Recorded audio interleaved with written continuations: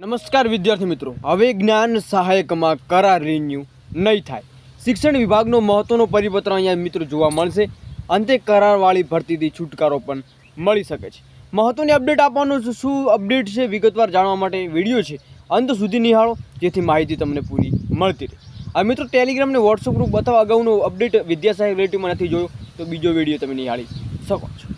તો શિક્ષણ સહાયકનો કરાર રિન્યુ કરવામાં અખાડા કરતી ઘણી બધી શાળાઓ સામે આવી રહી છે, જેમાં અન્ય શાળાની પસંદગી કરવા પેસર કરાતો હોવાની રાવ છે. એ સરકાર જ્ઞાન સહાયકોની વેદના ધ્યાનમાં લેશે એ ખરા હવે જોવાનું રહેશે.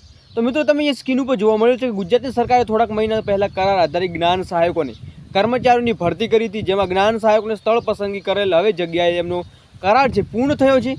એમને જે તે શાળાના સંચાલકો દ્વારા રિન્યુ કરવામાં ના પાડી રહ્યા છે. મિત્રો એક શાળા નથી, આવી ઘણી બધી શાળાઓ છે જેમાં રિન્યુ કરવાની જે શાળા સંચાલકોવાળા ના પાડી રહ્યા છે. તો હવે જ્ઞાન સહાયકને શું કરવું?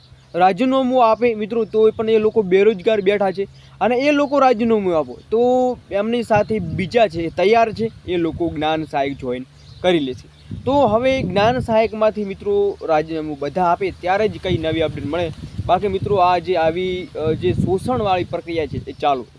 બાકી મિત્રો જ્ઞાન સહાયક રિલેટિવમાં કંઈ નવી અપડેટ મળે જણાવવામાં આવશે. ત્યાં સુધી જય હિન્દ, જય સંવિધાન.